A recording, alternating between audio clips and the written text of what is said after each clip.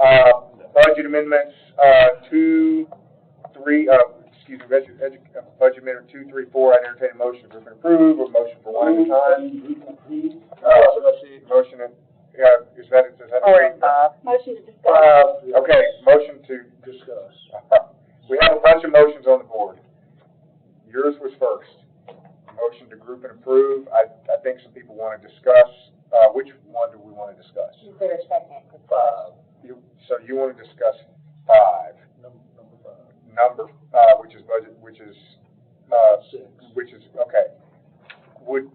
Let's do. Okay, I'll withdraw it, y'all want. So what I'm saying is we could dispose of several of them and just do that one. I'm trying to be efficient. So would you be good with, group and approve item A, 1, 2, 3, and 4? Okay. So motion to group and approve A, and motion to second to group and approve A, 1, 2, 3, and 4. Any discussion? Go ahead, Ms. Boyd. My only piece of discussion was, the same discussion I had earlier. I just feel uncomfortable. It's the end of the budget year and these numbers are moving around. And I don't know, I always feel uncomfortable. I mean, I've worked in business. You move your numbers, spend your budget, and get the same next year. I'm not saying that's what anybody's doing. I just haven't had time to look at it. That's all. That's my discussion point. Got it. Any other notes on these? Okay, we have the motion. All in favor of approval of items A, 1, 2, 3, and 4, say aye. Aye. Any opposed? No. No. Oh, well, I think it failed here. Yeah. Okay, I'll count them out. All who's aye. 1, 2. Who approved it? Group and approved for 1, 2, 3, and 4. Okay. Not 5. Not 5. Okay. 1, 2, 3, and 4. I'll do the good vote again. All. I'll ask a question. Go ahead. For items 1, 2, 3, I mean, are these just, these aren't for information only, these are? They're just for, summer school, to try and make up time for COVID. All the funds that are necessary to run the buses, pay people that are needing to get students back up the car. That's all that is. Can I ask you, maybe you know from education, why weren't they budgeted for? Is this an overestimate? Is buses cost more, gas costs more? You know, it's usually there's a reason we're overrunning. Or is it just a movement? And I don't want to vote against, I just want to abstain because I don't understand what we're moving. I mean, we did it last year too. I mean, we did move money last year. I'm just trying to understand. Why was it not budgeted? They know that they're going to have summer school. Why didn't they budget, put that in their budget from the beginning? Like, do we know how much money they get and then say want more? No, this isn't a want more, this is a move. Yeah, This is not a new, it's not new money. It's not new money. No, yeah, just to be clear, this budget, these are budget amendments, these are transfers, as I understand them. Page 16. Not Some of them were new money. transfer. Yeah, but I don't think these Some are are new. new money, Yeah, they're new money. some are new. Yes, Yeah, sir. bring it If forward. there's a revenue line and also the expenditure, they're new money, it's 216. Because I was looking at those earlier. 226, 236. 216. And when I look at page 216, and for my request, I see attached memo. And I see attached memo. Yeah, it's got new money, so their charges for services $44,912 new dollars. So wait, I'm seeing. I'm sorry, budget- On page 216. See, anything that's got a credit and debit, and the credit side is additional revenue, and the expenditure side is an expenditure. So, But it's a new revenue, and what's the memo say? I'm sorry, 218, sorry. so what's the Memo's total Yeah, of budget amendment number 2?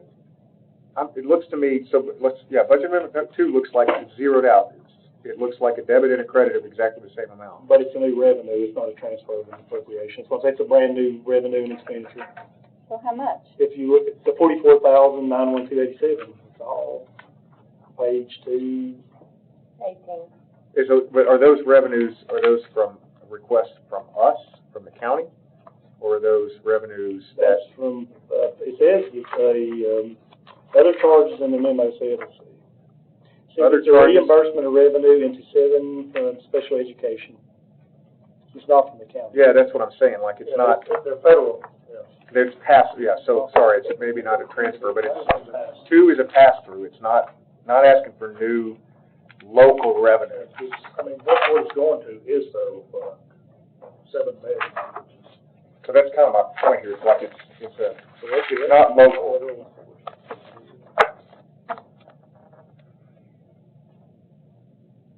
And I think that's the case for all of these. The revenues. They're not taking any of these out of reserves. They're transfers between lines or new revenues. And the new revenues are pass-through revenues, they're not local. No, they're not local. Right. So, Is it all federal? That one said it was fees, so they gotta yeah, pay some money. Page 224 is a transfer between line items for the, 196 one you're not considering yet. It is just a transfer. any other discussion on these, or So if I questions on could them? Go ahead. clarify, because I'm just still like trying to understand. So this new money that just came in from the feds, this is money we get every year. I don't know that this is new money. I can tell you by what I'm seeing. So I don't have all the information. is this how, because they get money all the time from the federal government, but we don't see these all the time. No, we don't. It says on the thing it's by their memo, but if you look at the actual classification, it's a fee, so I'm not really sure. Federal has a 47 designation for all county and schools in the state. That revenue count should be 447 if it's federal revenue.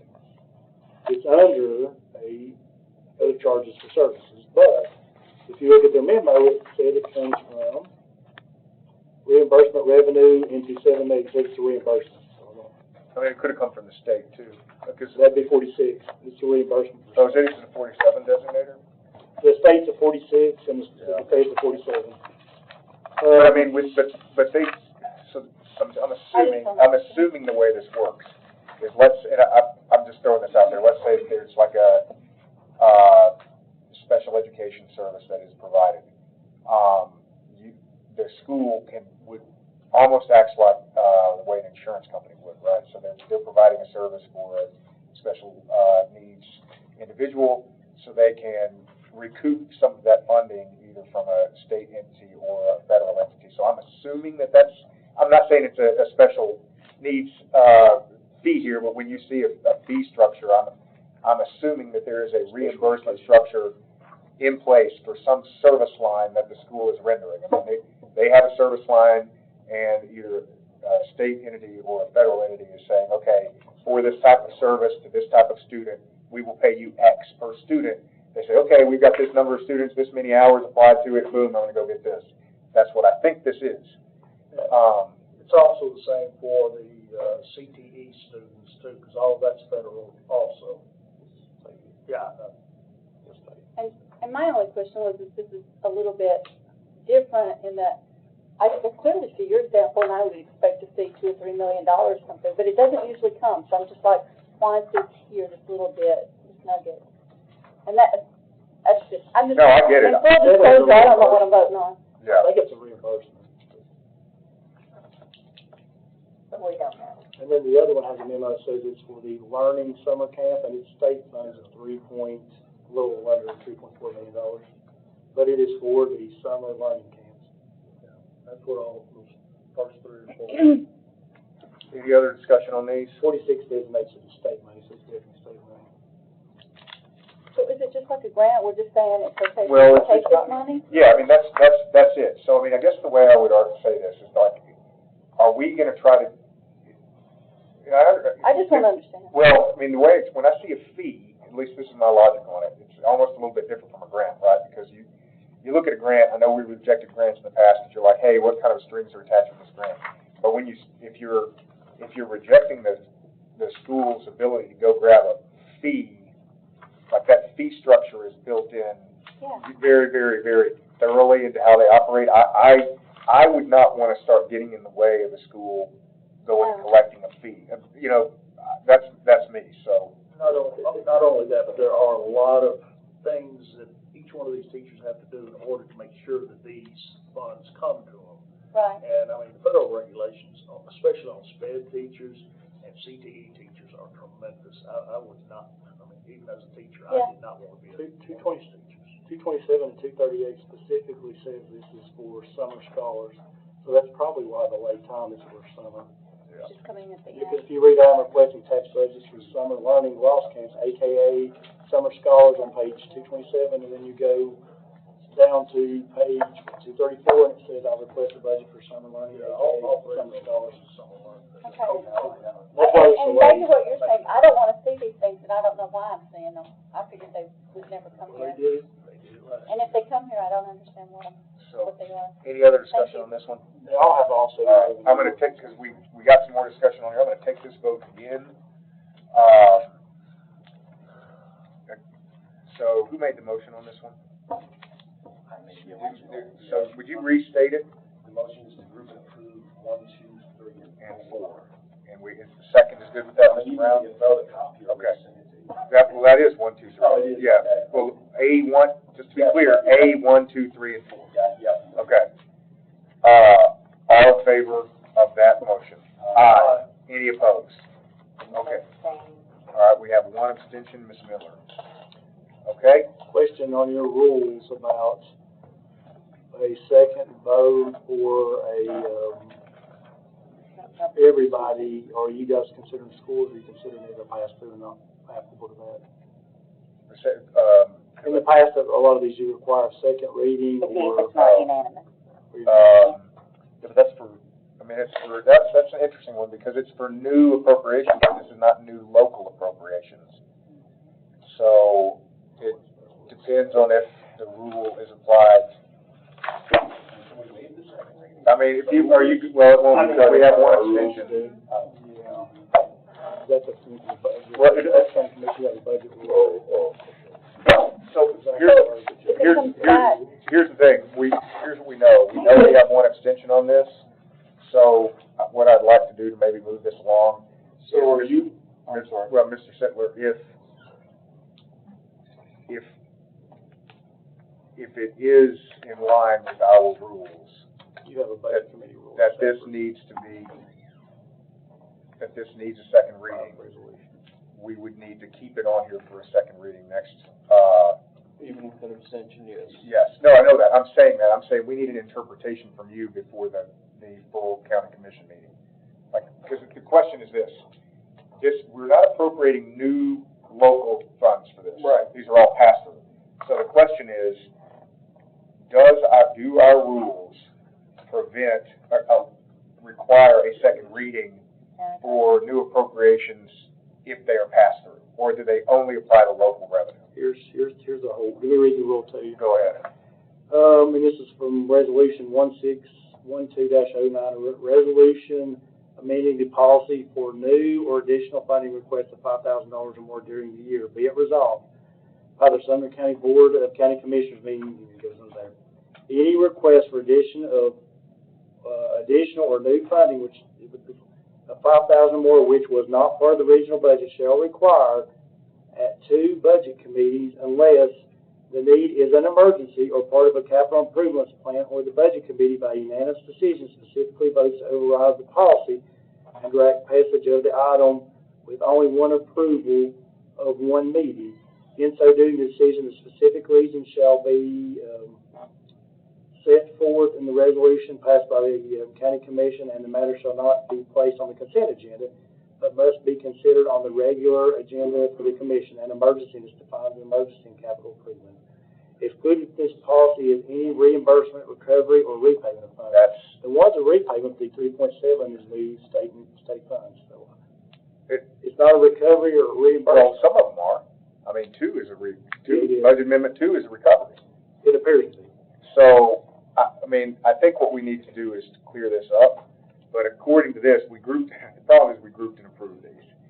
So, none of them, logically, Who doesn't like this? So the problem is, because they're grouped and approved, they all need at least one of them, because one of them is not a fee or recovery. It's a pass-through grant, which is not covered under that clause. Did you guys change anything for this resolution? You did the new rules of the commission? I don't believe so. No. No. So, I think this needs, as it is, what's that? You need to move to reconsider. Well, we either need to move to reconsider it, because we're going to need a second reading. Go ahead, Mr. Brown. Just to you know, school does end. Well, we need a motion on the table. Motion to reconsider, is that what you're asking for? No, well, I'll have a motion to reconsider. trying to get these Motion to reconsider. Okay, reconsider. Okay, so I'm making the motion, is there a second? I'll second. Okay, motion and a second, Mr. Brown, go ahead. School does end this month, and, you know, summer school's gonna start, so we can't push this off till next month, I know school.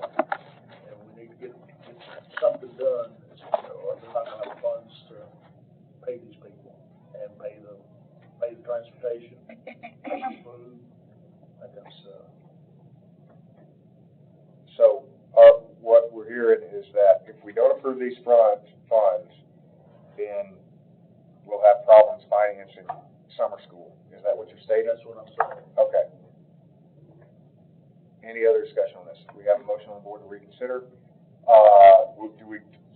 We would need a new motion either to, handle these one at a time or group and approve. Mr. Brown? Can you take the vote? Well, yeah, I guess that's true.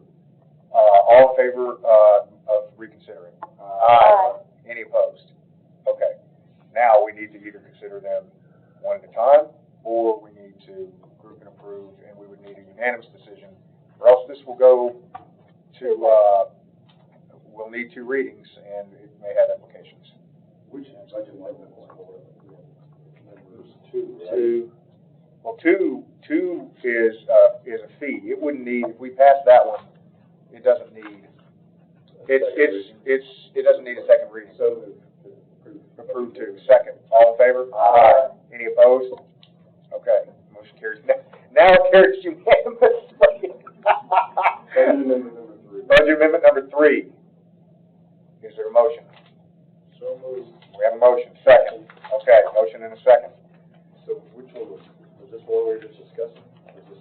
Which one was that? That's on page 226 is number 3. We're on number 3, correct? Yes. Budget It's on amendment page number 3. 226. 226 is for the ramp, and it's $3.4 million of, state funds, and then the one following it is state funds also for the camp. This is on page 237, maybe. Yeah, and then there's $331,000 some odd dollars on 239 of other state funds, and it says it's for the learning camp also for the summer school. So these are passed through state. Correct. Number 4 is for the transportation. They are correct, but they are, just to be clear, these are, according to our rules, based on what we just read, they are subject to needing a second reading unless they have a, unanimous decision. So budget number 3 is for summer learning camp, so I'm gonna make a motion to approve that. Motion to approve, second, we already have a motion to approve. And number 4 is taken. And number, Well, we're on 3 right now, we're on 3. so we have- budget amendment number 3, Correct. that's the one we're on. Right, it is 6A2, well, we need to dispose of it. I'll make a motion. No, yeah, it's already been on the. And Wade second. Is Wade the second, okay? Is the second good with that? Yes. Mr. Brown, okay, good. All in favor? Aye. Any opposed? Okay, motion carries unanimously, that one is good. Now we're on budget amendment number 4.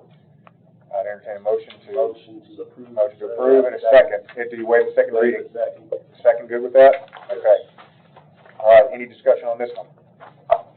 All in favor? Aye. Any opposed? Okay, motion carries unanimously. Copier lease. Motion to approve, we have a second. Any discussion? All in favor? Aye. All right, motion carries unanimously. Now, we're on the one that was added, which you should have a handout on. This is new item 6A5, which is budget amendment 6. Entertain a motion for discussion. Second. Well, I'm entertaining. So moved, second, do you have a second, Mr. Brown? Okay, all in favor? Aye, all right, who wants to be in queue? All right, Mr. Brown, go ahead. This is a blank check. We don't know what we're buying. And, all I ask is that we get a listing of what's going to be bought for the libraries, and I just asked that it be pushed back. I was going to put the thing in, old business and until I got the listing. Now, he said that he had to have the money now. He's got 2 months, even if it comes up in June, in order to buy these books. I don't see that there's that, I mean, I can buy a book and have it in a week at most. Even when I lost a book, I reordered it and had it in a month. We heard the same thing in September, October of 2023. We had to have the money right then, because we had 285 days in order to get some bleachers up. Well, we found out the next month that the bleachers weren't going to be let until February 1st. Then we found out February 16th. There weren't going to be any bleachers until after football season 2024. So I just question the urgency of this. And the other thing is backfilling Liberty Creek High School. Liberty Creek High School has not had any of these pornographic, perverse books in it either. That's because the intermediate school has been in there. And once the intermediate school leaves and goes into their new building, then they're going to backfill the high school. And once those books are in there, they're in there. We have no recourse really whatsoever. There's only been 2 books removed from Sumner County schools. Lawn Boy, which was a 3, and What Girls Are Made Of, which is a 4. And I have found 18 in various high schools that are 4s and 5s. So I would just like to, as Barney Fife says, nip it in the bud first before we put those books there, and then have to tread uphill to try and get these books out. So that's my reasoning behind this. So Mr. Brown, do you have a motion? I move to push this thing back to the Education Committee. Motion and a second. Any discussion? I'm gonna get it. I have a question. Go ahead. I've got a question, but you go first. I have a different question. This is coming towards you, Mr. Long, if you can help us. What is the school budget for library books? I can't imagine it's not more than 200,000. I mean, I'm thinking it must be millions. They have a lot. Does anybody know how much they spent this year? Have they spent all of their budget? Probably a question for Dr. Langford. Could you take that back up at education? I'd just like to know, have they finished spending their money before they move out instructional supplies into books, where they're at with those 2 line items? Again, it just comes back to my end of the year. So you want to know library books and instructional? Well, I just want to know, we're moving it from instructional supplies. Yeah. Do we have enough, I mean, is that a big budget left, or how much do we have for library books? Okay. We're moving the money, it's just a moving question, Yeah. that's simply all it is. This one shouldn't see the line item, I guess. Yeah, I've got 2 questions. Go ahead. that's it. So I've got I just want to 2. need that's the finances. You made me think of one. What was the recommendation from this, from the committee, from Education Committee? So voted to approve. What was this? I'm just trying. What was that unanimous? What was the? I'm just interested in what the rationale on both sides of this was. I understand. So I got the one, and what's the alternative? I mean, for me, I don't want pornographic books on my kids' library shelves or any child. But with that said, my training as a county commissioner here, we have no, I almost feel like we're overstepping our bounds. I mean, there's librarians, and whether you agree or disagree they're doing their jobs or not, this is something maybe we have to take up with the state to kind of look at more of how we're going to handle this in the future. I mean, it just, as much as, I would like to dive into every book that's going on the library shelf, we just can't, unfortunately.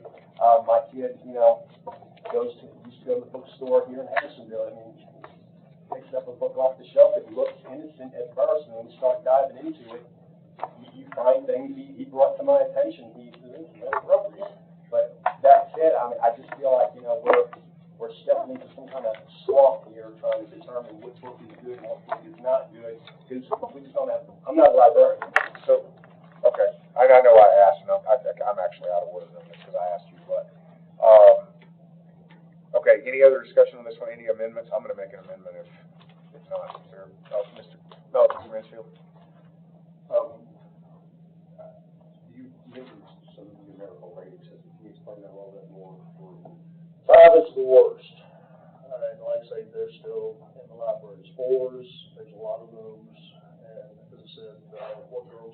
made of was 4. Lawn Boy, which was the first one that ever was brought up, and that was just 3. Who determines this rating system? Where Books does, of the stock okay, company. gotcha. And I'm just gonna make a comment, because I'm in favor of sending this back, because I think, I just disagree with Commissioner, Smith. I think it is our job, to look out for the kids in this. I heard a testimony of a kid, last week, actually, a senior, female, that experienced picking up a book innocently, on a bookshelf. It ended up being very sexually explicit and graphic, and it kind of traumatized her a little bit as a tween, I guess, a preteen, and to her family, her parents, and so we don't know what kind of books we're buying, and this stuff is coming through because they don't know. I'm sorry, but I don't trust the system. I think it's broken. No, I don't either. So I don't. This is the reason that I think Commissioner Brown is sending this back, is like asking for, like, before we just carte blanche buy something and vomit it out there on the shelves. I think it's good to know, because I think once there's a requirement that it is coming through, so. It's tremendous. So I think it makes sense. I don't understand why it would be a problem to have that. I think they don't work exactly what they want to see.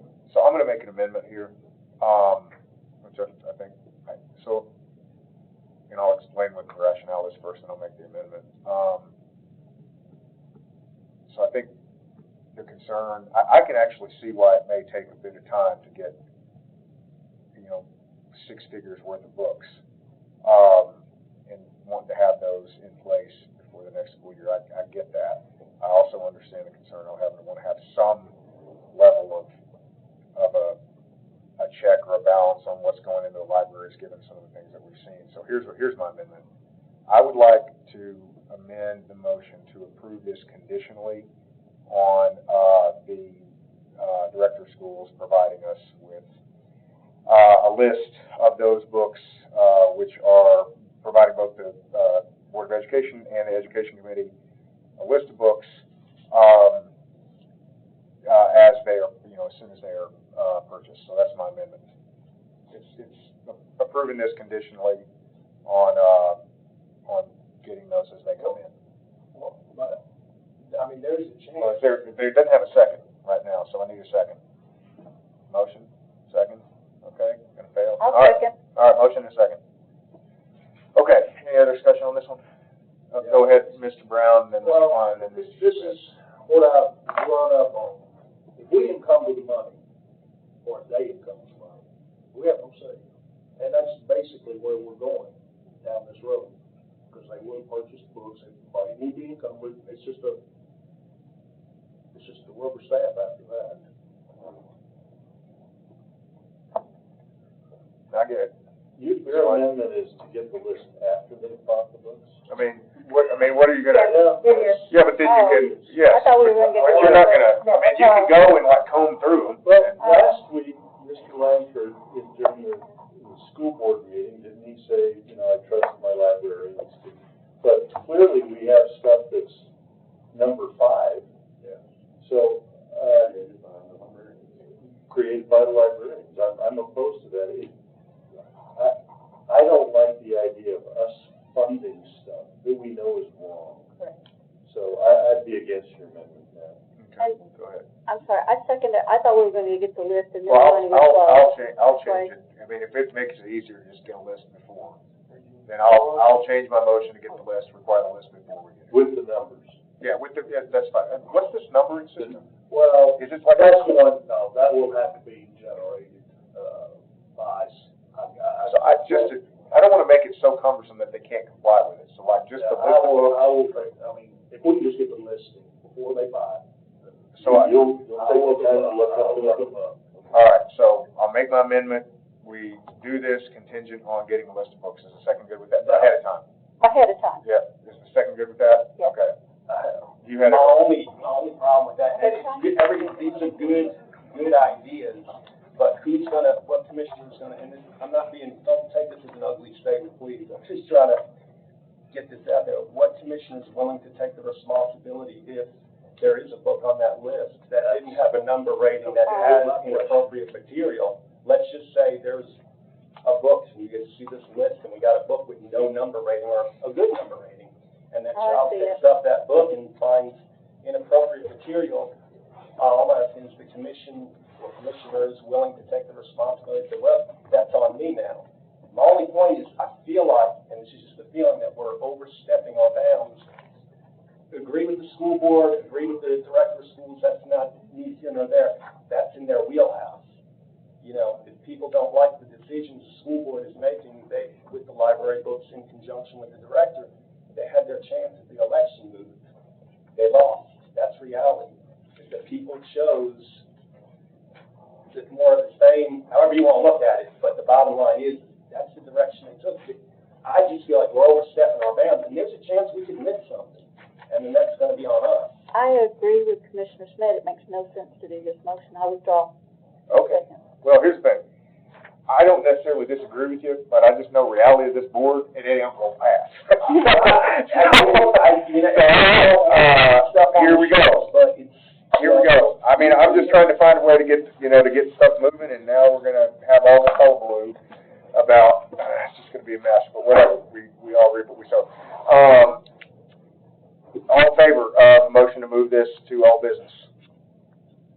I thought you were moving it back. Move it to all business. Remove it, what was the motion, move it to education? Old business for education.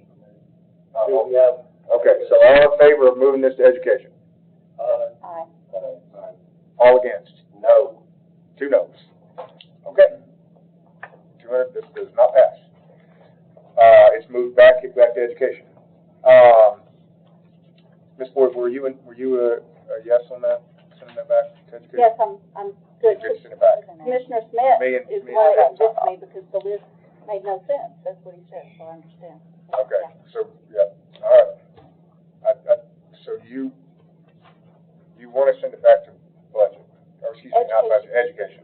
All right, because Mr. Smith voted against that. I voted No, not what he to send said, it back. because the list made no sense, because once the list comes, and I'm hearing, list could have like Hustler magazine on it. All We right. don't care, we already approved it, that's what he said. This So- is voted. All right, highway department, bonus distribution. Mr. Long, can you give us an overview of this one? Toby's what they provided us, he wanted to do his, bonuses based on seniority, and the way he had it distributed wasn't appropriate to do that between major categories, so he just asked for a transfer between major categories. So it's basically a transfer that'll have to go to the full commission. Okay. I'll entertain a motion here. I'll make a motion. Motion to approve. I'll second. Motion and a second. Page 251. Where are we moving it out of? It's between line items. Yep. If you look, it's coming between bonus payments under one type of category to another one. Oh, got it, It's okay. just bonus payment to bonus payment.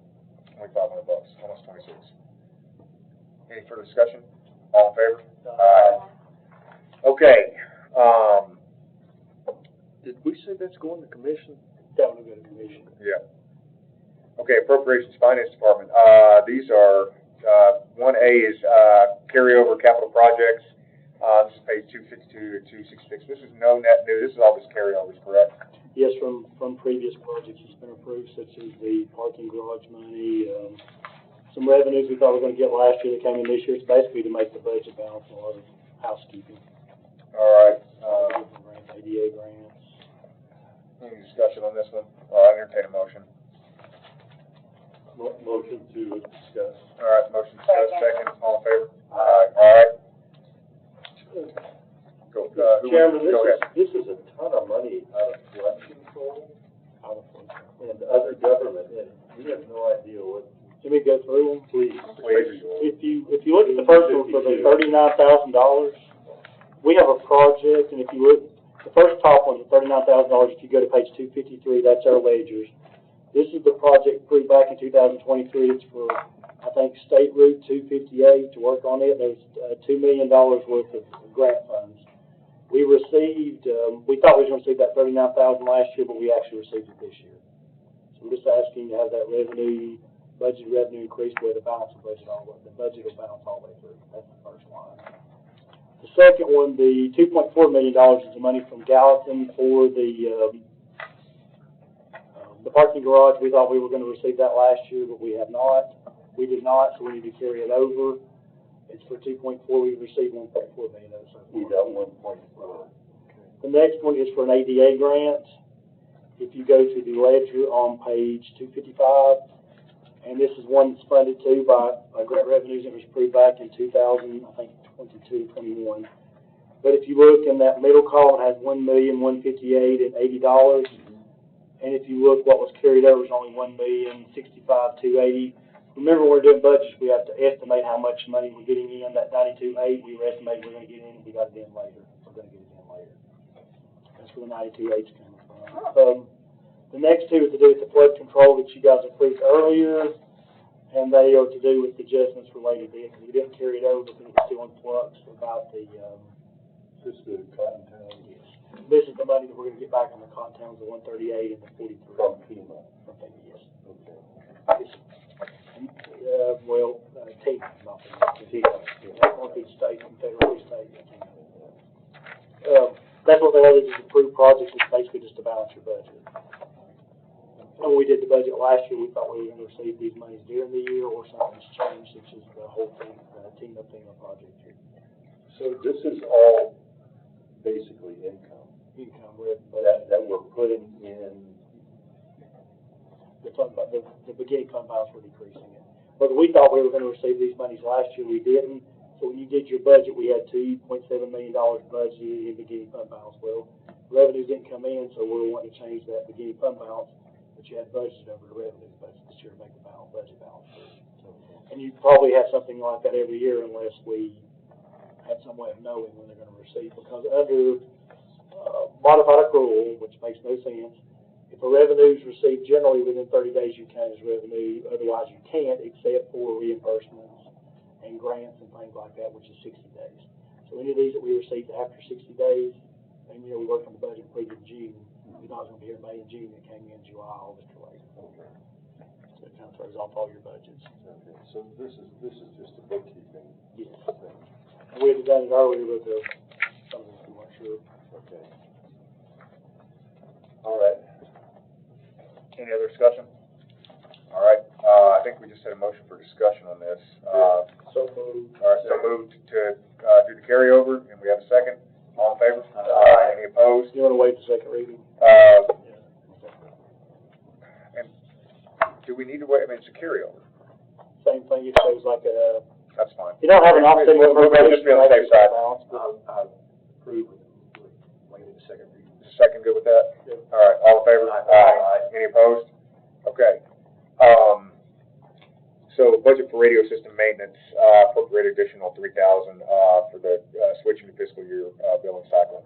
yeah, that's when he changed the Yeah. fiscal year. 1 year he budgeted in his, the next Yeah. year he budgeted in the other, so we've got all mixed together now. We've transferred all the items, and because we have asked him to budget on the fiscal year versus having all these prepayments, he did not get the early discount. They charged him an additional $3,005 he didn't know about. Entertain a motion to approve. Second. Wait a second. Are you good? Waiting a second. Second's good with it. All in favor? Aye. Any opposed? Okay, motion carries unanimously. Opioid abatement interest revenue.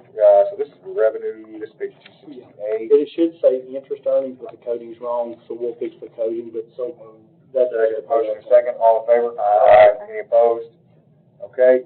The next one is still for the HR department where it was closed out, there was some tax. Motion and second. All in favor? Aye. Any opposed? And Okay. so read the second reading on all this? Well, yeah, well, let's retake it. You shouldn't need it on C, because that was revenue or interest, right? I'll just wait, just if you group it and approve C and D to wait, and do it that. All right, we'll do it that way. I'd entertain I'll make a motion to group and approve C and D, and waive the second reading. Second, all in favor? Aye. All right. Increase in revenues and, trustees commissions. Right, yep. Your trustees commissions is a percentage of your revenue. Some of these revenues came in considerably more than we expected, mainly interest earnings, as everybody knows. We have a motion, waive second reading. We shouldn't need it, but, okay, second. All in favor? Aye. All right, any opposed? Motion carried unanimously. Page 271 is the ones that are gonna need money for medical and dental insurance. We do not have enough money in the budget. The county has historically covered that because we don't want to create the situation where we're causing or pushing for discrimination against families. So, we have a motion we have a second reading. This will go to second reading. Second, all in favor? Aye. Any opposed? Okay. G is our projection that autopsy is gonna be over for the year, and I would ask for the second reading not to be waiting on this and just the first reading, like the whole business. That way we can make sure the amounts stay that more, because we've only got bills through February. All right, so we have a motion. Do we have a motion? Motion to approve? Motion to approve, I'll second. second that. All right, Question. go ahead.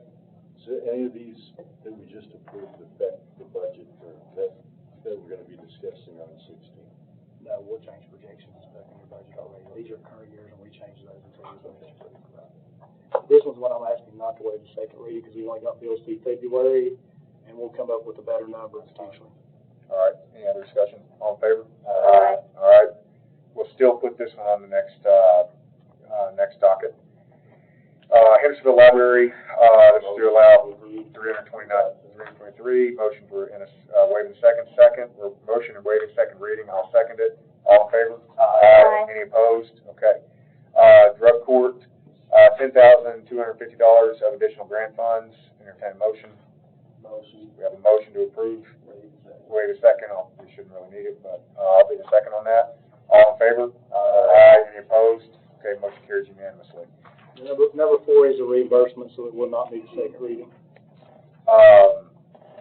Is that for both A and B, correct? Yes, A and B, All right. both. Pass through from the state. They're both reimbursements for medical treatment of state inmates. Yes, we're moving the group and approve A and B. All right, Second. all in favor? Aye. Any opposed? Motion carries unanimously. Okay, moving on to the law office. Oh, you're right, yep, budget positions for the SWIFT votes. Let me explain this one real quick. So, I got a note, from Mr. Wagner today. And I spoke to him about it, and my understanding here is that we lost some equipment during the, responding to the flooding. Mr. Wagner expects to, get this, ultimately get this back in insurance and potentially more. He just wants to be able to replace these votes, in case there is a need for them between now and when the insurance recovers. We don't know exactly when that's gonna be. So, I'd entertain a motion to approve. Motion to approve, would you put the second reading? Wait a second, I'll second it. Any discussion on this? What mechanism do we have to make sure this insurance money comes back to us once? Well, we don't have, I don't know that we have go ahead.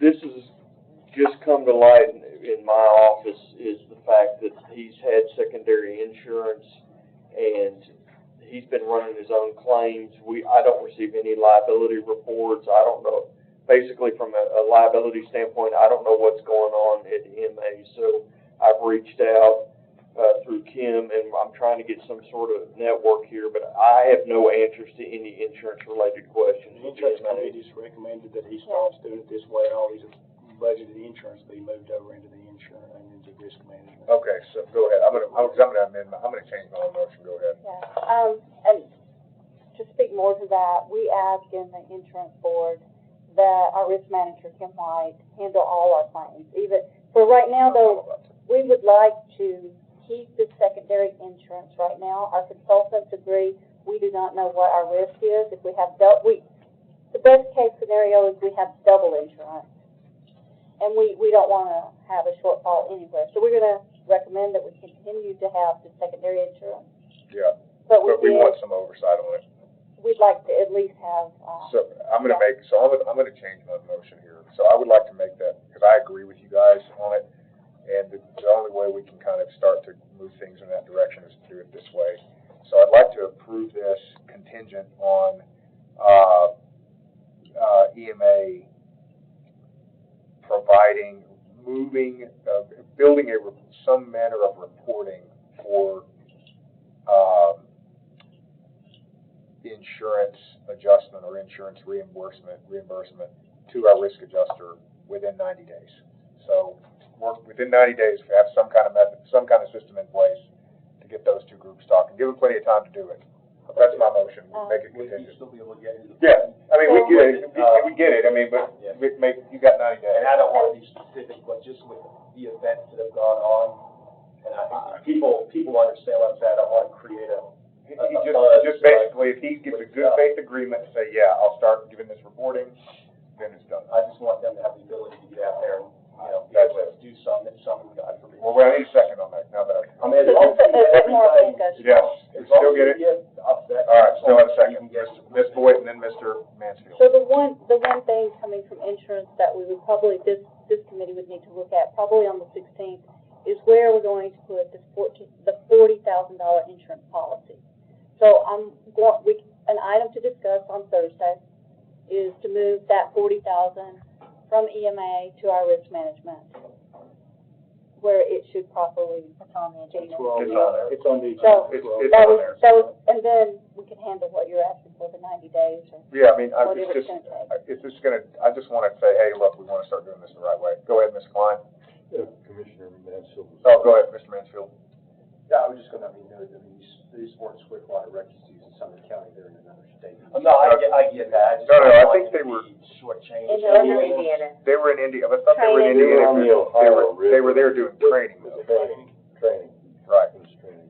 I mean, it wasn't like they were there playing. Right, Mr. Klein. emergency or? They were, they're just they were training. Just training, they damaged the transit. So, Mr. Widener called me today, because I'm his commissioner, and what I wanted to make sure is, he insists that in paying this insurance, county saved money. And I pushed back on that a little bit, because I don't know.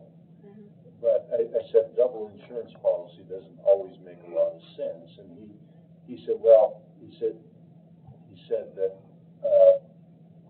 can you make sure that, it's apples for apples, because to spend $250 to replace 2 boats, it's a pretty good deal. And so, I'm just making a request on his behalf to the insurance people. You're the chair, right? Yeah, that's exactly what my motion was. It was to do this and just to get a verbal from him to say, hey, we're gonna start reporting up. Yeah, he'd just like a seat at the chair. That's it. At the table, so. If you have reoccurring claims on any insurance policy, it's gonna be astronomical. So they're not gonna give you anything. In the long term, that policy is gonna break even, or they're gonna cancel or increase premiums.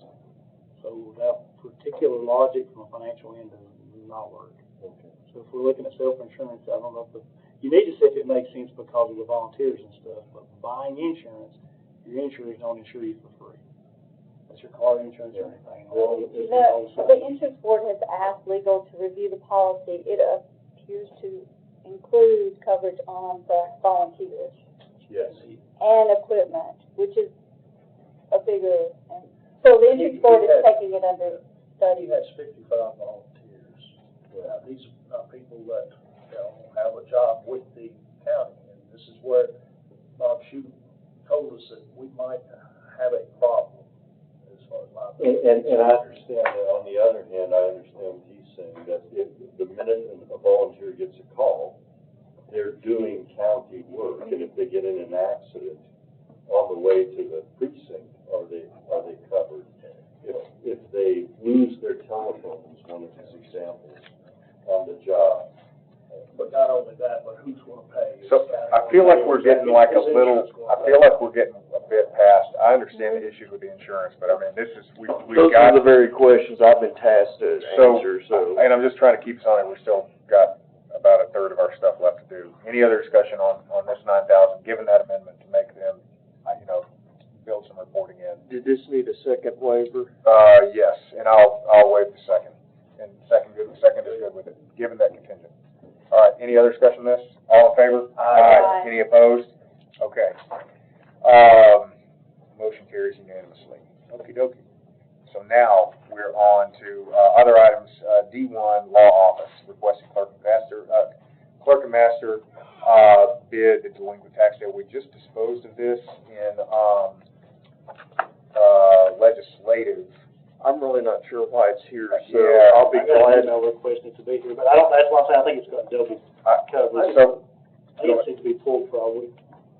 I just want to, clarify, it's talking about, comment was made about 10 years, this expires, but it just rolls over, right? No, any taxes after 10 years that you don't collect, property taxes, you can't collect them. You're barred from collecting them after 10 years. That's a threshold. My only point would be that that's a rolling threshold. Right, it's each 10 year, it rolls off, your 10th year, you can only collect. So you're always. we're out of order. Do we want a motion? Do we have a motion to discuss, or do we want to just, Second discuss. Okay, we have a motion to discuss? Second. Second, all in favor? Aye. Okay, no, because I don't think we need to discuss this, but let's go ahead. I'm over it. Because we're not gonna do anything with this, we already disposed of it. It's just a rolling 10 years, so you can collect up to 10 years if you haven't had a tax bill. For more than 10 years, that, the 11th year is going to roll off by state law.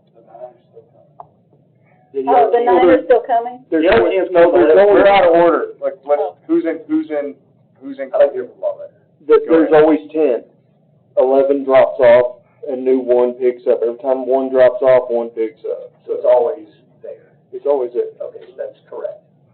Yes. That's why you have to say. So is there, okay, anybody, who else is in queue here? Anything else that we actually need to do to dispose of this? We already disposed of it in legislative. Okay. From a procedural point, All right, it's dead. so we're gonna remove this one, Mr. Long, next time around. Health Department, 2A, demo, new construction, this one was, approved by Gen Ops Committee. Which one was this, Mr. Klein? I believe this, there was a big question about whether it was a demo or a remodel, and I think you guys put it to rest this meeting, so it was just noted on there for our minutes, because there was a discussion here about it. This is the one in Hendersonville, Yes. and it is apparently, we determined that it would be a demo. That's the way the vote went. I want to go on record as saying I felt like we were not told the truth. We had a phone call, and the man we spoke with said that it was cheaper to build a 6,000 square foot building at $400 a square foot than to renovate a 4,000 square foot building.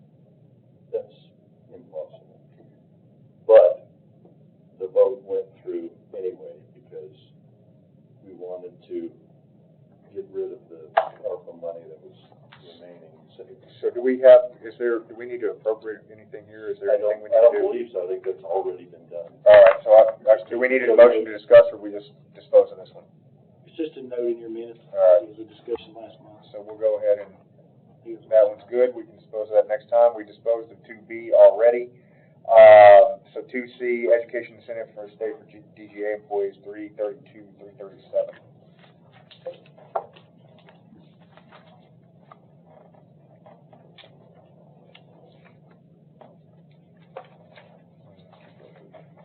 Mr. Long, I don't know that I went through this one. My understanding that this was flow-through monies, but you may want to suspend the rules because the health department director's back here and he can explain more details. Motion to suspend the rules. Suspend. Second. All in favor? Aye. You may want to let him talk. Yeah, can we get a little detail on this? Yeah, it is pass-through money, and it matches what we do with the state employees, with the health department. So they'll get they'll have to put the application in, and there's a committee. It was the finance director, myself, and the county mayor, and they'll have to come before us to get it approved and the blessing to receive this funding. We had this in 2016, and when COVID hit 2020, we got the state came back with the state personnel this past spring, and then I've had 2 or 3 county employees come to me and was interested in taking it up.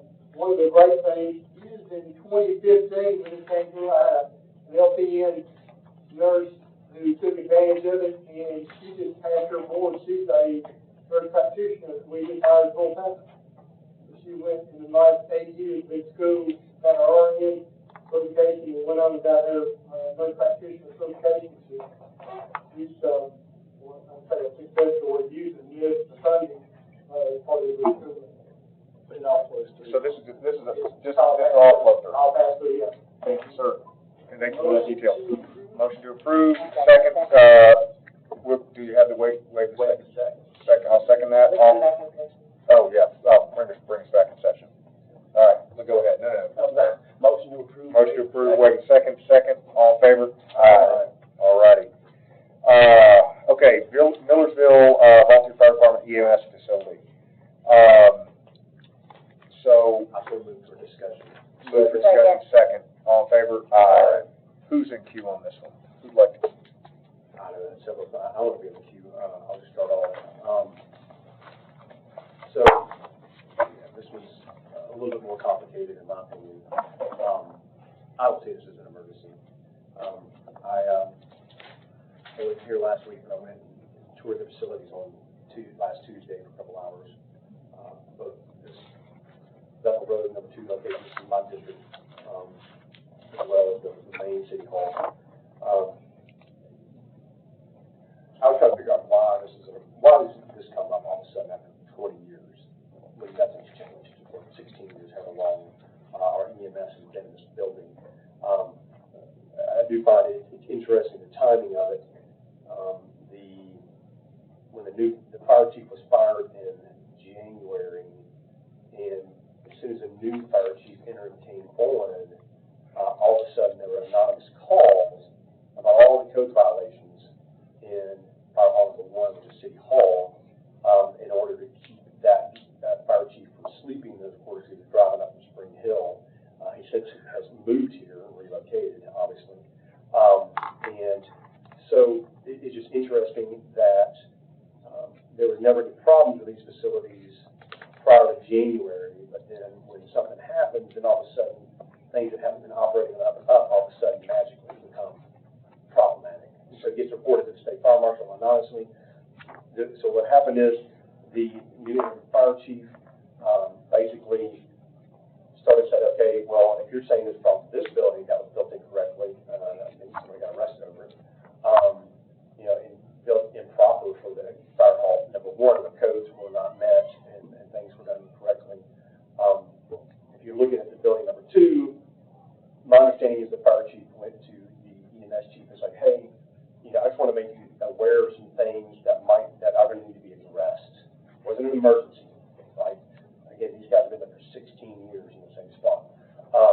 So it comes down to several things that my understanding of the fire chief, and I know Commissioner Jones obviously said he went out there or spoke to us so he can type in and correct me if I'm wrong, is that with there's one, we don't own the building yet, that is true. So, but we've been there for 16 years, and Melville has allowed us to be there, and be in the spot. Why that got approved back then, why all of a sudden it's magic, but if there's an emergency, I want to see if there's a fire marshal that anonymously calls for political purposes on Millersville Fire Station number 1. I would like to see the fire marshal brought in to inspect the station number 2 before we do anything to see what exactly is wrong. So, that would be before I approve anything. I want to know exactly what is wrong with this facility. Why isn't it up to code or up to snuff? I know there has been suggestions if for some reason there is some kind of exhaust. They've been there for 16 years or 20 years, same building. And so all of a sudden it's a problem. But fire departments have what's called a snorkel device that you put on. All these units will have them, and I think a lot of most of the departments. And it's like a magnetized onto the tailpipe, so that when an ambulance backs into it, it sticks on there, and when they drive off, it pops off. If there's a problem with any kind of exhaust. But the way this fire station number 2 was built in Millersville, was the bay where they put the ambulance after being built. They put the sleeping quarter in what was 2 storage closets, basically, and one behind this building. And so the solution to that is you just cut out like a safety window in the back or a door in the back of that building, and that's an easy solution. It's not an expensive fix. And you have a point of egress to that. Like say there was a fire in the bay, and the fire chief brought this point. It's like there's a fire in the bay. These guys are sleeping in this closet, basically. I mean, it's a room with a locker. I'm trying to explain the situation because this is complicated and this is on an agenda. So this is a $52,000 ask. Well, I know. I was going to move it to our budget. I mean, put it on. Like, I don't see why it needs to be on here, but. Well, it's been brought up tonight. So, part of the solution is you could cut holes through those walls if we wanted to and make an egress point, because if you're looking at codes or not even have the fire marshal come in and inspect that building, if there's all of a sudden these problems and bad construction from years past under these previous administrations, that they may not be able to get out that way. So again, it's been 16 years, so you can cut holes in the back of those 2 rooms for construction, system. I know it's not going to be $250,000. I know that discovered, I heard it said, I don't know, something about the gen ops, that there's some kind of plans that for this type of structure previously that somebody found. But I know there's solutions to having, if there needs to be modifications to that building. But my understanding is just like nobody's really even talked to Millersville. They've not approached their city commission or council about this or us doing anything to their properties, or any kind of partnership with them. So I mean, I hadn't even asked. So I'm just. Is there a motion? Well, my motion is not to approve any emergency funds. It's not an emergency. My motion would be to ask them, or somebody reach out to the state fire marshal to inspect that facility if necessary, to truly have an understanding of, that's my motion, before any funds are ever distributed. So the motion is, can you restate it? So my motion is to basically, when somebody anonymously calls fire marshal, the first city fire department, I would like us to officially have the fire marshal come and inspect that building. We're requesting the county mayor to have an official inspection of that. Yeah. Okay. The fire marshal. Does this really need to go back to Gen also to determine a resolution? I mean, that wasn't the motion was to just have the county mayor, have an actual inspection before anything else is done, correct? Is that the motion? That was my motion. A second. And I would amend it Okay, go ahead. to send it to Gen Ops with the, after we get the fire marshal's I'm fine with that. report, we send it to Gen I'll Ops. second that. Business. I'll second that. I do have a question whenever. Go ahead. You do two amendments? You can do Just two amendments. Then my amendment would be that we also include the building, inspector for the city of Millersville or some other, because you have your fire code requirements. I'll second it. I'm good with it. Second. Okay. All right, so the motion now, as amended, twice amended, is to, have the county mayor request both the fire marshal and, the Millersville codes inspectors. And to, as soon as that is done, place this on the general ops for consideration. I do have a question, and it's actually probably going to be for Mr. Sittler.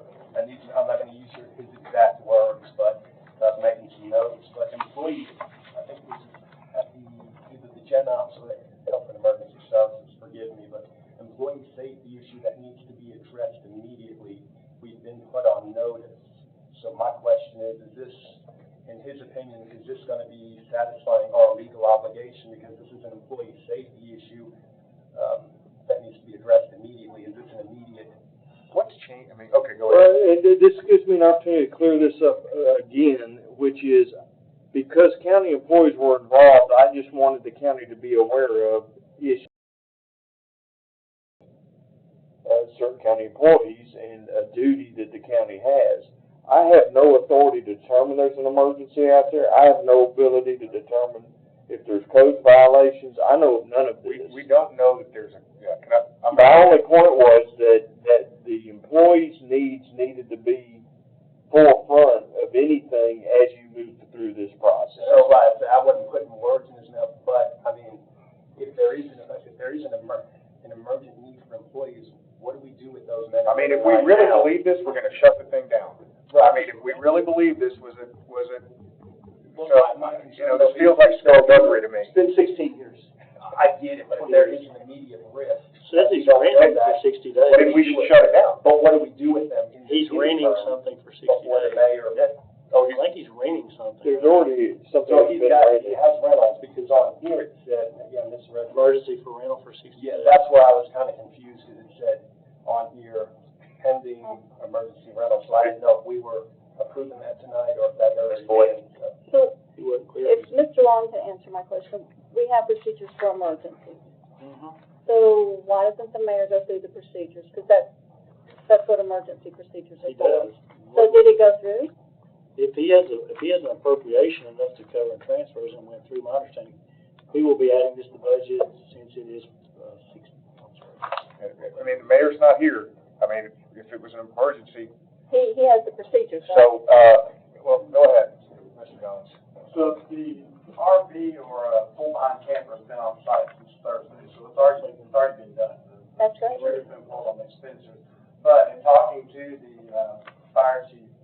intentions for bringing this up were to give a long-term goal of things we could work on.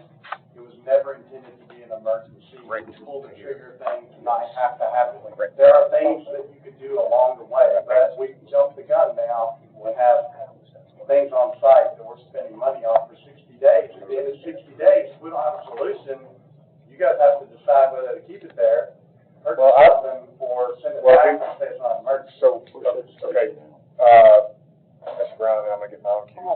Go ahead, Mr. Brown, then I'll get Okay, if the fire marshal has not been out there to see this, then who puts on notice? Correct. Great. I can just make a call, and be like, hey, we can't be in this building right now.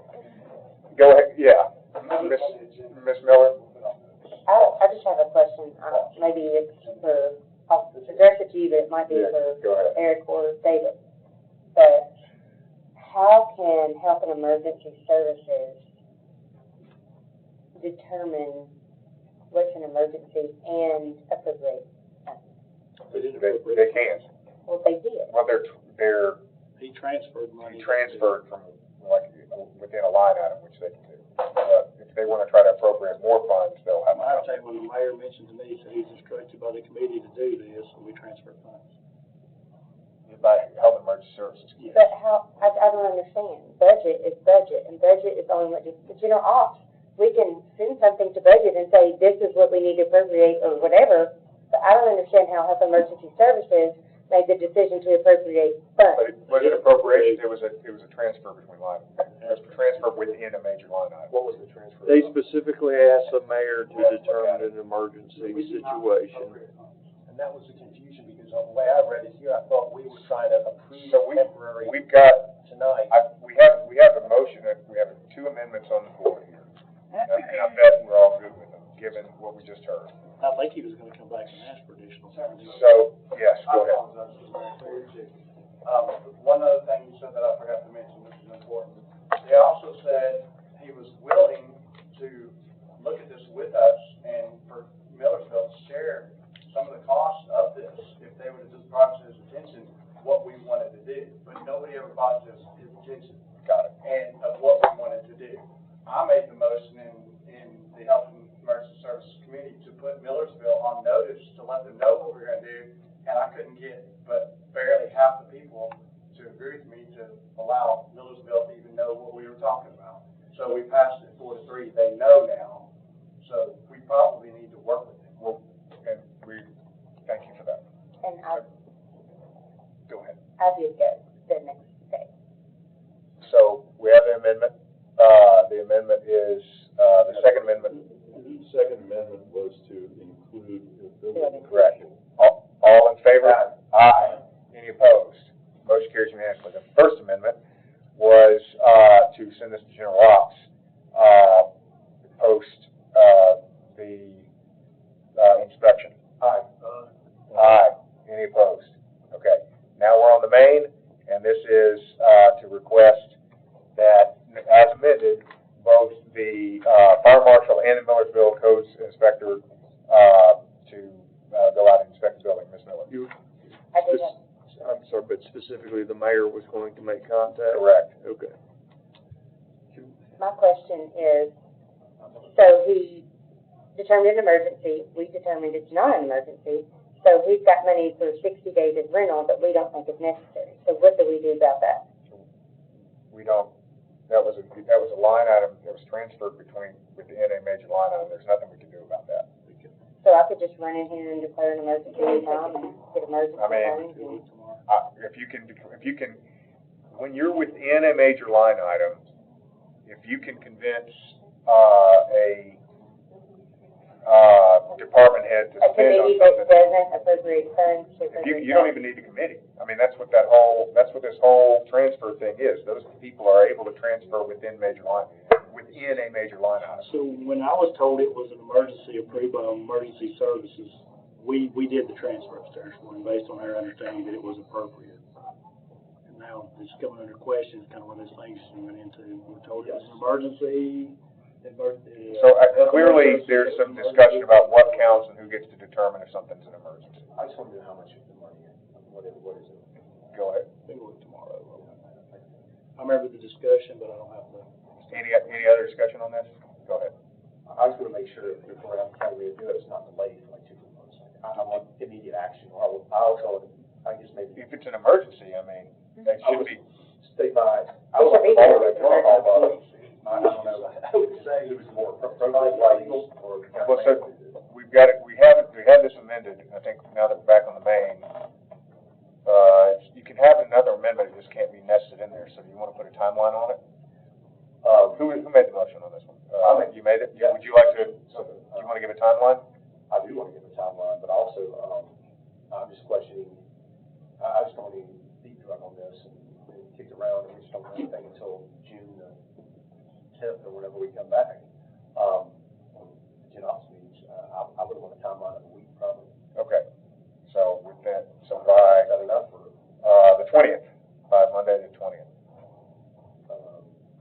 anybody got any, would that give them enough time, you think? You get an inspection? I don't know, I mean, they're not.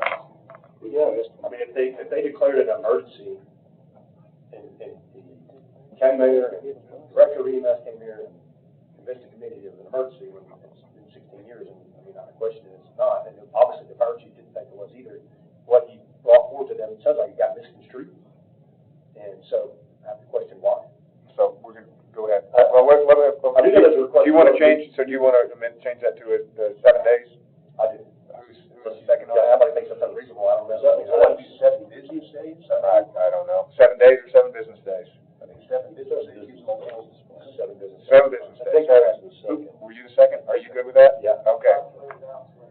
All right, any other discussion on this one? All in favor? Okay. Any noes? Motion carries unanimously. Okey dokey. We'll be here a minute. Sales tax discussion. I entertain a motion to discuss. Second. Oh, I'll make the motion. Motion and a second, all in favor? Aye. Okay, I'm gonna get in queue on this. Go So, ahead. there's a reason I was trying to move us along. So, as everybody knows, Hendersonville had, raised their, maximum tax, raised their tax rate to 9.25 to 9.75. I believe those are the correct numbers, correct, Mr. Lyon? So, the way this works, by statute, is that the county can collect, sales tax up to a rate, the maximum rate that it applies. We have a maximum rate of 9.25, so we can we can split sales tax with any city up to 9.25. So if a city is above 9.25, then we do not get to split that amount which is captured from 9.25 to whatever that higher number is, in this case, 9.75. So there is a 1/2 of 1% difference between what the city of Hendersonville is collecting and what we are able to split with them. So, recognizing this went to referendum, recognizing this, I had a conversation with Mr. Long and just kind of was asking, what do we think we're missing out on here? So I think we roughly applied that 0.5 times some expected. County is about, I think the whole county is around 11 million. Yeah, it's around 11 million that we're missing out. Recurring revenue here. Is that per year? Per year. If you did it countywide. If we did it countywide. So, I'll get to you, I just want to continue on this one. So it's important to note here that we're missing out. We're missing out on about 11, but we would be missing out on about $11 million if we applied countywide. A large portion of that would come from Hendersonville. I think about 5 million. Could be a little bit less. We'll have to work on the exact numbers on this, but it's a considerable sum. So, we're seeing this. I went to the law director's office and I said, well, I don't like the idea of a new tax here, but in most of the change in these taxes is going to be in the cities themselves anyway, and Hendersonville's already brought it up. So, at least for those cities and those folks in Hendersonville, they're really not going to be paying any more taxes. It's just that we're going to be able to collect some of what Hendersonville is collecting. Now, other cities, it might be a little bit of a different case.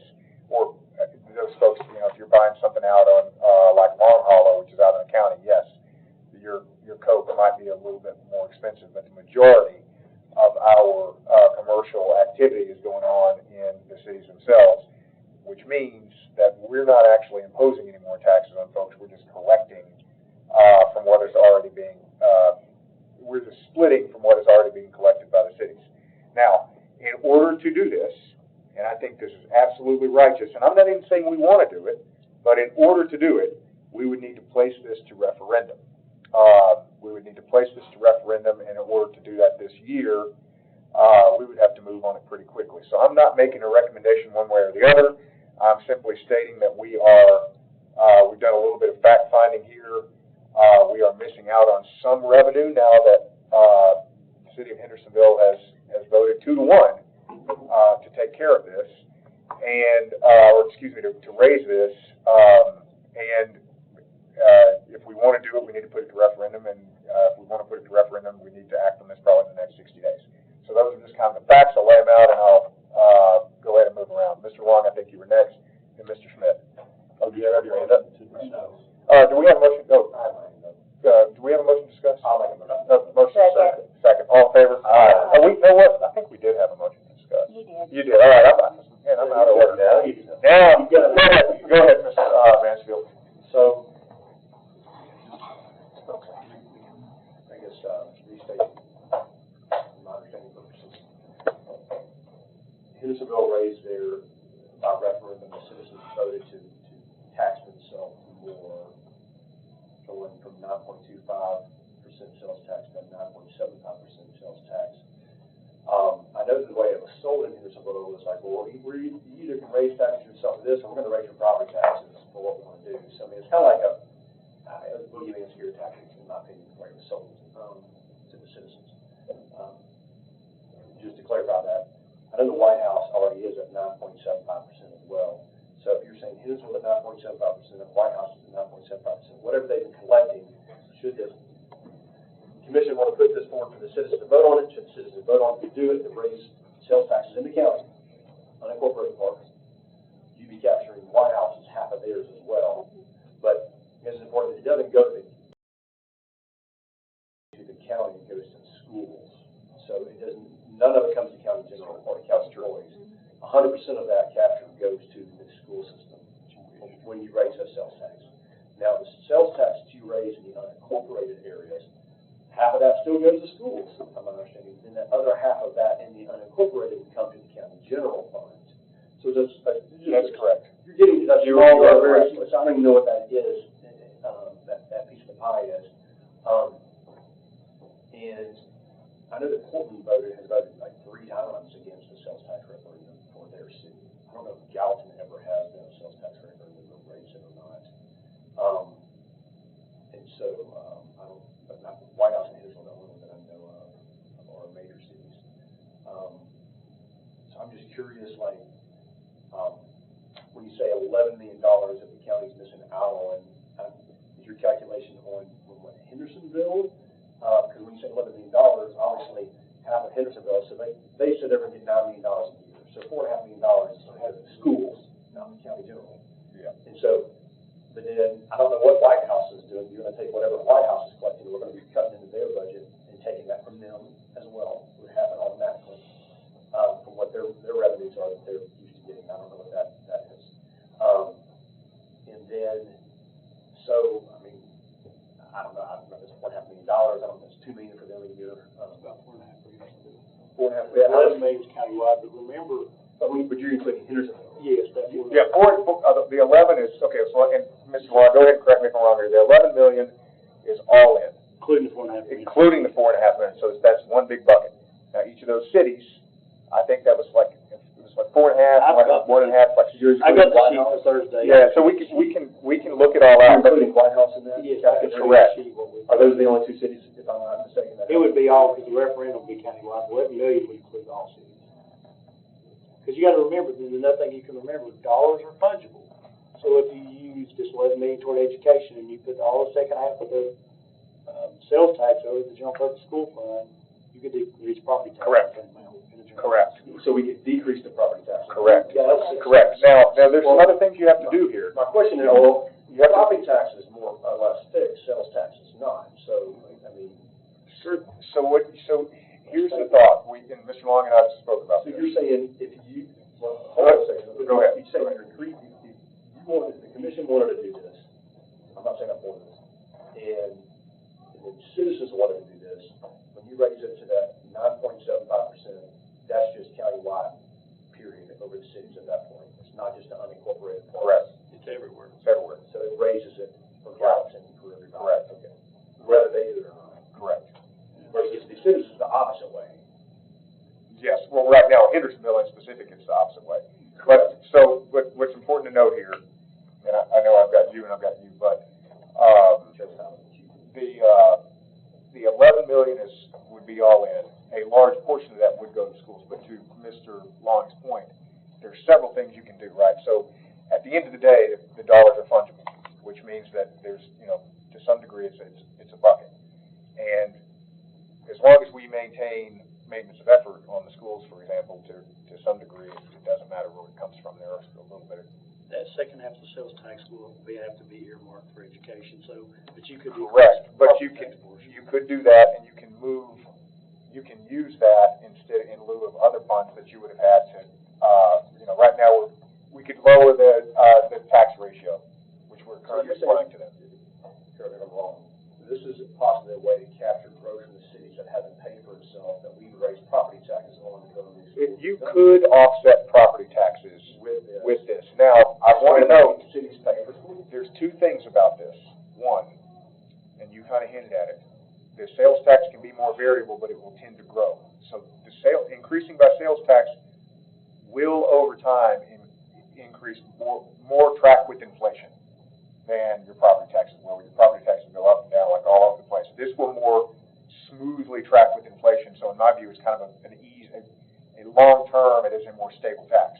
However, it is more variable in the short term, which means that it would be, I think, if you wanted to decrease the property tax, you would want to give yourself a little bit of cushion. Let's say it's just round numbers, $10 million we expect to collect. We just said 11. I think if you wanted to reduce the property tax, you would want to reduce it by some amount somewhat lower than that, just off the chance that your sales tax doesn't come in the way you think it will. Otherwise, you're going to be running at a deficit that you didn't expect. That would be my only concern with it. So sorry, we've been hogging this. I want to get to it. No, if this was to be done, you and I've had conversations about this. I'm not going to vote to raise taxes on citizens, but I'd rather see it come to a referendum. My other thought process is if it went to a referendum and it passed, you can tell me if I'm wrong, it might solve our volunteer fire department issue, where we don't have to sit here. I don't know, or at least give them some, flexibility more. The majority is going to go to schools, maybe. Right, but that was my next question. How much could we help them out? There will be some offsetting. I mean, at the end of the day, we will be collecting more revenue, and that revenue should and will likely increase better with inflation. So our overall collection will be more. However, a larger proportion of that will go to the schools. So you get more in total, but you also are more restrictive with what you get. So that's kind of the trade-off you get. Would we know how much we could? Yeah, we have. Volunteer fire departments, just to kind of, I don't know. That's really. Taking dollars for Kind of dollars. brainstorming what's that? If you're doing a dollar for dollar exchange with a property tax, then None. So we couldn't even earmark any of that. Yeah, I mean, it would be, to make up the property tax. the idea would be that you're trying to, like, at least on year one, you cut the property tax somewhat to be commensurate, but then your sales tax increases, so your overall revenue will increase. But a larger portion of that is going to go to the schools, if that makes sense. Yeah, right. Right. Number one, I voted against the sales tax. I don't mind saying that. I voted against the sales tax in Hendersonville because I got a letter, and I felt threatened. I got a letter, and I'm sure Ms. Allmiller and anybody else from Hendersonville saying, you've got a choice.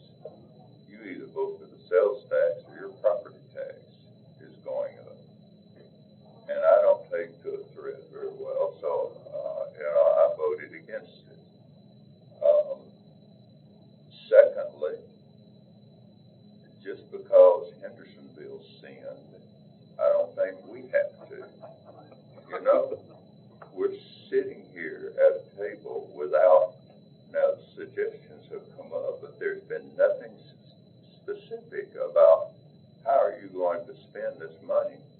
it's like government greed of, well, here's an opportunity to get more money out of people. And I'm opposed to that. And number three, this may not be a very good time to do this. 1 year ago, well, let me say this, and I know that Mr. Lawing very well knows this, but the number one measurement of the economy at any time is the cost of gold. Because when the economy is getting ready to tank, or people are very afraid of it tanking, investors, corporations, businesses, gold will go up. 1 year ago, gold could be bought for $1,200 or $1,400 an ounce. Today, it's almost $2,400 an ounce, which tells me that the major players in the economy are very, very afraid that we're getting ready to tank. So I think that's Mr. Hodges, you did against this. I am very against. Got it. Well, go ahead. Go ahead. Clarify, you were talking about you're raising the sales tax, but the citizens wanted to lower the property tax commensurate with it. Well, that was the discussion we were having. I just heard you say that, so it's like, that doesn't be good. I'm sorry, Jeremy. I'm just trying to clarify. I know. I don't trust government. I'm with you. Okay? I'm a part of it, but I don't trust government. Who's to say if we do one tax this way, that we're going to do something else another way? The regular John Q. citizen out there does not trust us either. And he's going to think, okay, yeah, you're going to lower the property tax, but next year you'll probably come back with another increase. But that's just me. I mean, No, you're right. No. You're not wrong. I mean, I just wanted to put this out there for when you see something like that, it is part of my role is to explore and people on this committee is to explore options. And I would note, I agree with you, Mr. Hyde, with respect to not increasing the scope of government. I mean, honestly, there's a big part of me that would just reset it all to zero and let's all start from scratch. But I would also say that if we are experiencing historical inflation that is well beyond what we've seen for a generation, probably two at this point, and it's hitting us all over the place. It's hitting us in raw materials, and it's hitting us in salaries, it's hitting us in insurance. So we've got to be, at some point, we're going to have to, I don't anticipate looking at these numbers, looking at this budget, that we will need to have any kind of raw tax increase for the next several years, and we've been very, very diligent to make sure that doesn't happen. However, as inflation continues, if we want people to have the same level of service, that we can only do one of two things. At some point, we'll either have to cut services, or we'll have to increase taxes or increase revenues somehow. There's really only one or two ways to balance the books. That's right. I agree with you wholeheartedly that inflation is really bad now and it's hitting us. But in my household, and I'm on a pension and Social Security, I'm not starving. It's a nice pension, a nice government pension. But the fact is, the way I manage is I have to adjust. I do have to tighten my spending. I have all kinds of options that I have to do to balance my budget. And we don't have an unlimited credit card as government, because whatever we do here at this table is going going directly back to me in the community. So we've got to learn to adjust. It can't be, okay, we need more money, so let's go to the people that don't really have it. Well, I would only with this last year, and I'm not necessarily sure I'm for this. I'm to some degree playing devil's advocate on it. Yeah, I would probably be against it, frankly, but just to do the diligence on it, we would be putting it to referendum. We wouldn't be enforcing it on anybody. If it were up to me, we can't do this by state law. If it were up to me, I would put any property tax, any tax, in my view, should have to go to referendum. And so it would be the citizens choosing to tax themselves. It would be us choosing to put it on the referendum and selling it or not selling it. But that's right. The only thing I want to say is look at the percentage of people who voted in the Hendersonville election. Tiny. And I'm not sure that that's the number that voted, even though it was a 2-to-1 vote. That may have been 4-2. You know, I don't know. It was a small vote. And I'm just saying, look at how many didn't vote and what the attitude may be out there for the general public. You can't always go even by a referendum. I would love to have at least 50% of the people voting in a referendum, but I'm not sure they do. Mr. Mansfield? I'm going to read you a quote from Mo Taylor for the commission regarding kind of this topic. And he said, coming from where I'm at, meaning Westmoreland, they don't keep up with everything like I do. There's one thing I hear more than anything, and that's live within your means. Live within your means. It's hard to do. That's why they have credit cards and plastic. People who have lived here their entire lives are trying to retire. They're tired of paying more taxes.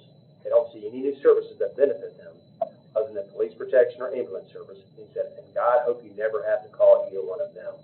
Unfortunately, less than a year later, one of them had to be called, and Mo passed away because sheriff's deputy released him. He had a better chance. He didn't have an AED. Sheriff's deputy was like 2-3 minutes to his house.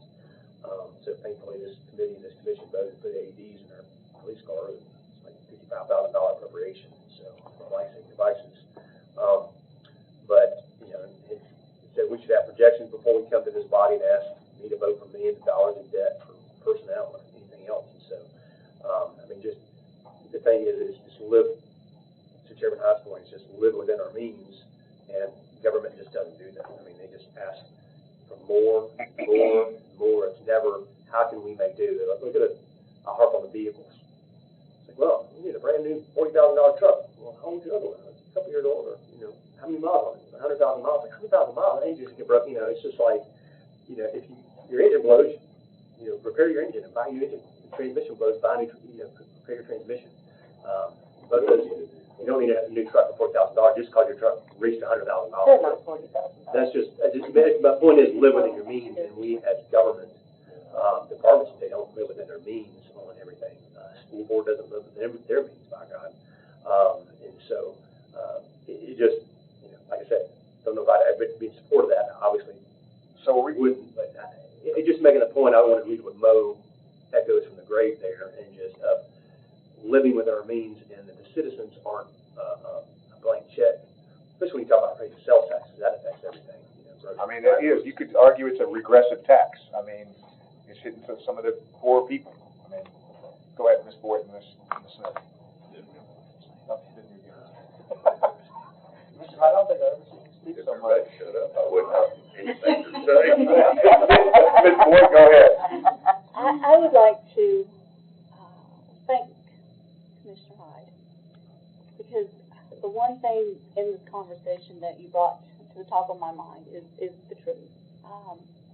What Commissioner Schultz brought to the table is just an equal exchange. It's no additional taxes for us to spend, nowhere else, no fire districts to buy, no bright and shining. It's an exchange.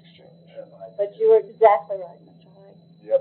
As we move forward, we slide it this way this year, and in 3 years, we continue to up high, and we go back over here, and we just raise this on up, and everybody's forgotten about tonight's discussion. That's how it happens. So I appreciate that, and I see that if we just looked at it today, just the exchange, I've talked to people, you know, in Hendersonville with the item on the, agenda, that consumption, you know, would you rather have a consumption tax or property tax? They shouldn't send you any letters threatening you, it's just a simple yes or no. I like that it's on a referendum, people can make their mind up one way or another, and, but the one item is that you're 100% correct. In 3 years, everybody's forgot that we raised the sales tax, and we'll nudge this up and we'll nudge that up. All that we have to say now is that the cities have raised it, and schools will just, we won't capture that revenue towards schools, and it'll be just more, as Mr. Mansfield said, growth in the cities, driving without contributing like they have in the past. Now, and I want to be super clear on something. I didn't even, I just wanted to lay out the facts of it. You know, I don't necessarily know what the right thing to do here was, but I do think it deserved to, and look, I think we know the way we're going to go on this, but it deserved to be considered. So Mr. Miller, then Mr. Hyde, and then Mr. Klein. I just wanted to say, every time we go to the grocery store, we're already getting hit with inflation that's insane. Like, I literally thought my credit card got hacked, but it was literally just me going to Sam's Club, Costco, Kroger, and Publix. That's what it was. And I literally called my credit card company, and I'm like, I don't think this is right. And it was me, but it was inflation. So to add another tax to anybody, I mean, some people are having to choose between their electric bill and bottled water. I mean, it's crazy. So I would not be in support of raising any sort of tax. Mr. Klein and Mr. Hyde. Okay, yeah, I have two questions. If we did put this up to the voters and they voted in favor of it, would that trigger, not that I'm all that concerned about it, but they're part of the county, and Hendersonville is the biggest town in the county, would that then go back and trigger a property tax increase in Hendersonville? I mean, well, we would be potentially captured, yes, I mean, possibly, because they're banking on keeping that, and and this is where, and look, I'm from Hendersonville, right? Like you've seen me like argue for Hendersonville vociferously on many occasions, but also as the chair of this committee, I'm like, I'm looking at, you know, they're collecting this revenue, and although I agree with you, Mr. Hyde, just because they do something bad doesn't mean we have to. I have to, you know, we have to look at the diligence of that and say, hey, here's this amount that's being taxed anyway. The people are already being taxed on it. It's just a matter of who controls that pot. That was my initial thought on this. Right. And that's why I kind of went down. That's where I saw you coming from. That's why I think, you know, if it's anything, put it to a referendum. I mean, well, you have to. I mean, I voted against the Hendersonville referendum, but let the voters decide. Could I finish? Oh, I'm sorry. Go ahead. So item 2, if it could be tax neutral, you know, value added versus property tax, at least in the county, it would be tax neutral. I'm not square on how that would take care of impact fees or help in having the growth, pay for the growth. Well, because that over time, you're going to get more business, and so that, given the same rate, it should go up. You're spending more dollars over time. Look, it's not going to be a panacea, right? But the idea is the one is going to grow commensurate with the inflation that is happening in common commercial transactions. Yeah, because, you know, my problem is growth, not paying for growth. So if I can shift the burden at all. It does, but it also arguably shifts the burden onto people. Like, people who own homes tend to be better off than people who don't. But everybody has to have enough to pay for groceries. And so you could argue it's a regressive tax. I'm not saying it necessarily is, but you could argue that. You could. I hope no one will speak after I speak. I haven't eaten and I need to go home. But look, this is my 32nd year up here, and I've been up here with a lot of men and women in a lot of different groups.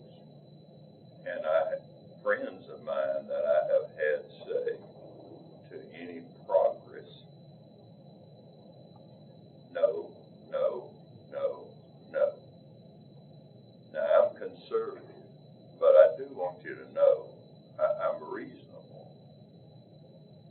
if I find a situation where there's no way out, you know, and libraries need it, schools, there's no other way out, you know, without damaging them, I will vote to give somebody something if it's absolutely necessary, and I think the public expects us to. But we're not at that point. All right, we don't need to do anything else with this, so are there any other motions? That was just a motion to discuss. Okay. So it is off? It is off. This can be removed. We have done our diligence.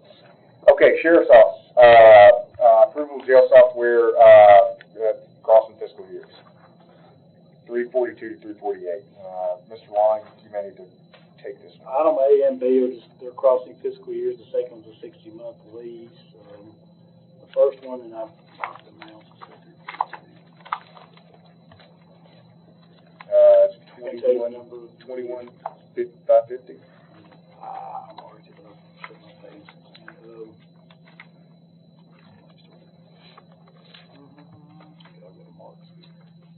Yeah, the first one just goes from November to November, so it goes across the fiscal year, so there's a prepayment and appropriation needed.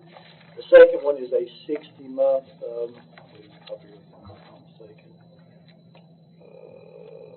postage machine for 60 months at least. I believe 439 has the amount on it. 439 has the amount of 60 months at 125, 22 months.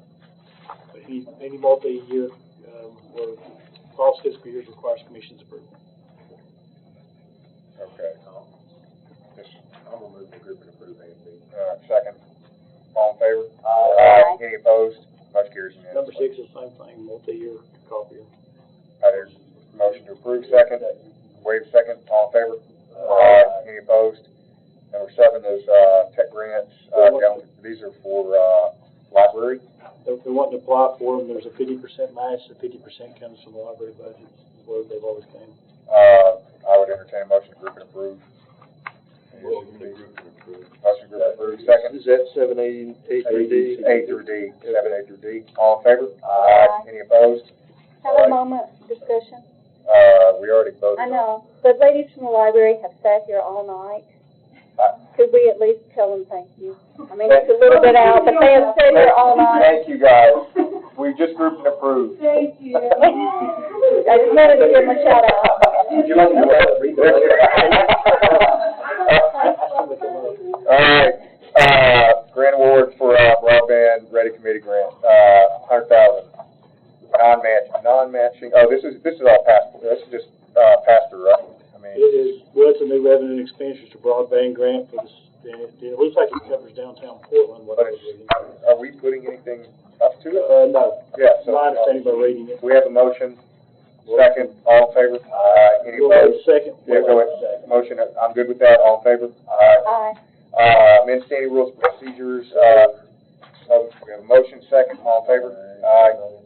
Any opposed? Motion carries unanimously. Tax refunds, E1 is pulled, so it's just number 2. So moved. All in favor? Aye. Wait, we know we have